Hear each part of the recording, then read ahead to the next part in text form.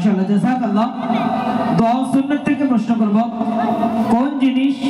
কোন জিনিস ভালো লাগলে কোন দোয়া পড়তে হয় এবং কোন হাদিস থেকে নেওয়া হয়েছে? কোন জিনিস ভালো লাগলে এই দোয়া পড়ব, মাশাআল্লাহ। সূরা কাফের 39 নম্বর আয়াত থেকে নেওয়া হয়েছে।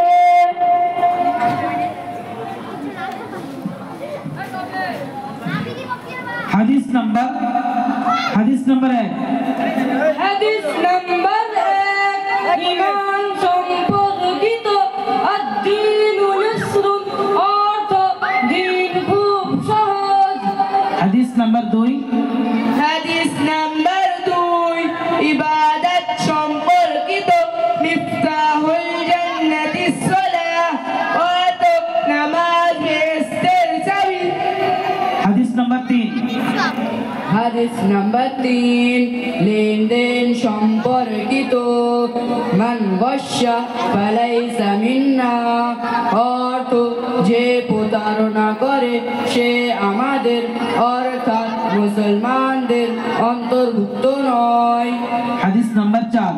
হাদিস নাম্বার 4, সামাজিকতা সম্পর্কিত আসসালামু ক্বাবলাল কালাম, অর্থ কথা বলার পূর্বে সালাম করো। হাদিস নাম্বার 6। হাদিস নাম্বার 6, ঈমান সম্পর্কিত ইন্নামাল আ'মালু বিন্নিয়াত, অর্থ আমলের ফলাফল নিয়তের উপর নির্ভরশীল। হাদিস নাম্বার 7। হাদিস নাম্বার 7, ইবাদত সম্পর্কিত আত-তুহুর শাতরুল ঈমান, অর্থ পবিত্রতা ঈমানের অর্ধেক। হাদিস নাম্বার 8। হাদিস নাম্বার 8, লেনদেন সম্পর্কিত মানিন তাহাবানু বাতান ফালাইসা মিন্না, অর্থ যে ব্যক্তি কোন জিনিস ছিনিয়ে নেয় সে আমাদের অর্থাৎ মুসলমানদের অন্তর্ভুক্ত নয়। হাদিস নাম্বার 8। হাদিস নাম্বার 8, লেনদেন সম্পর্কিত মানিন তাহাবা রুকবাতান ফালাইসা মিন্না, অর্থ যে ব্যক্তি কোন জিনিস ছিনিয়ে নেয় সে আমাদের অর্থাৎ মুসলমানদের অন্তর্ভুক্ত নয়। হাদিস নাম্বার 9। হাদিস নাম্বার 9, সামাজিকতা সম্পর্কিত আল জান্নাতু তাহতা আকদামিল উম্মাহ, অর্থ জান্নাত মায়ের পায়ের নিচে। হাদিস নাম্বার 10। হাদিস নাম্বার 10, আচার আচরণ সম্পর্কিত ইজতানিবুল গজব, অর্থ রাগ থেকে দূরে থাকো। 11।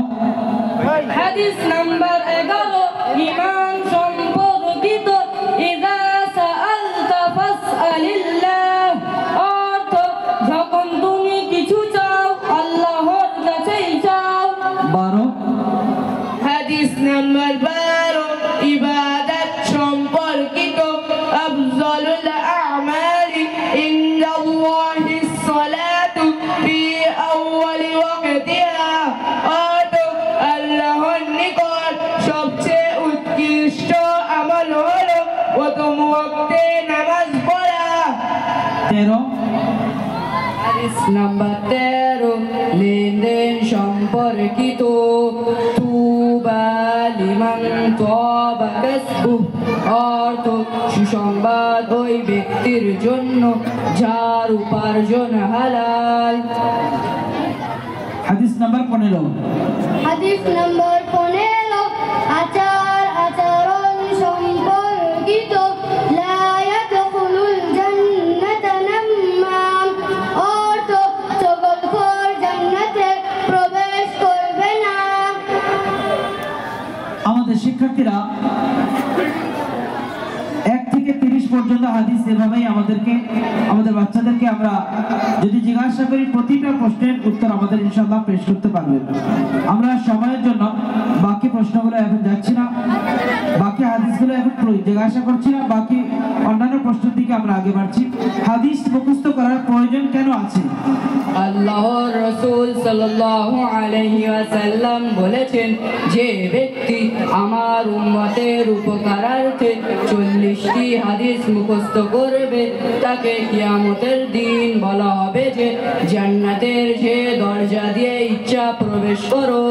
সেই জন্য আমাদেরকে হাদিস মুখস্থ করার প্রয়োজন আছে। এই পৃথিবী কি নিজে নিজে সৃষ্টি হয়েছে? না, এই পৃথিবীকে আল্লাহ তাআলা সৃষ্টি করেছেন। পৃথিবী, চন্দ্র, সূর্য, পাহাড়, পর্বত সবকিছুই কি আল্লাহ তাআলা সৃষ্টি করেছেন? এটি কোরআনে কারীমের থেকে প্রমাণ করো। সূরা আনকাবুতের 61 নম্বর আয়াতে আল্লাহ তাআলা বলেন, পৃথিবী, চন্দ্র, সূর্য, পাহাড়, পর্বত সবকিছুই আল্লাহ তাআলা সৃষ্টি করেছেন। মাশাআল্লাহ, জাযাকাল্লাহ। আল্লাহ তাআলা কখন থেকে আছেন এবং কতদিন থাকবেন কোরআনের হাওয়ালা দিয়ে বলো। সূরা রহমানের 27 নম্বর আয়াতে আল্লাহ তাআলা বলেন, আল্লাহ তাআলা চিরদিন আছেন ও চিরদিন থাকবেন। কবরে প্রশ্নকারী ফেরেশতাগণকে কি বলা হয়? কবরে প্রশ্নকারী ফেরেশতাগণকে মুনকার নাকির বলে। সর্বশেষে কোন কিতাব অবতীর্ণ হয়েছে? সর্বশেষে কুরআন মাজিদ অবতীর্ণ হয়েছে। ইসলামিক জ্ঞান থেকে প্রশ্ন করব, আল্লাহ তাআলা কিতাবসমূহ কেন অবতীর্ণ করেছেন?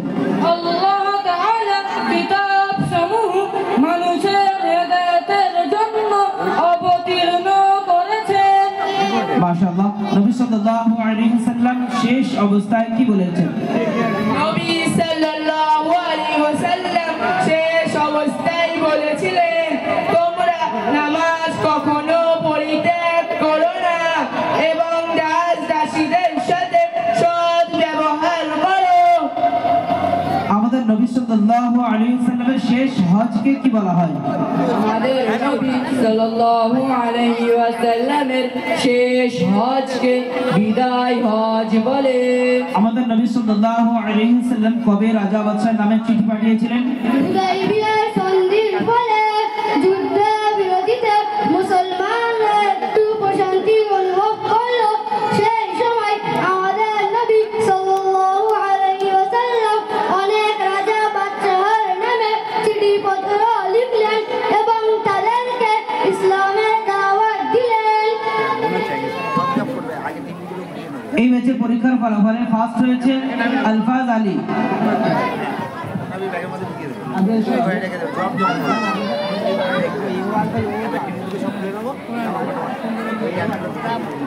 फटाफट करो ना, प्राइज দিয়ে দিন, प्राइज দিন।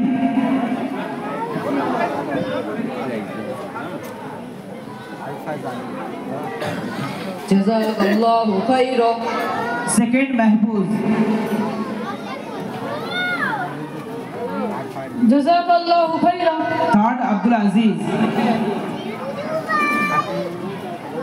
জাযাকাল্লাহু খায়রান। বেস্ট অ্যাটেন্ডেন্স আলফাজ এবং আলফাজের মায়ের জন্য আছে। এই বাচ্চাটি একদিনও ক্লাসের মধ্যে অ্যাবসেন্ট করেনি। জাযাকাল্লাহু খাইরা। জাযাকাল্লাহু খাইরা।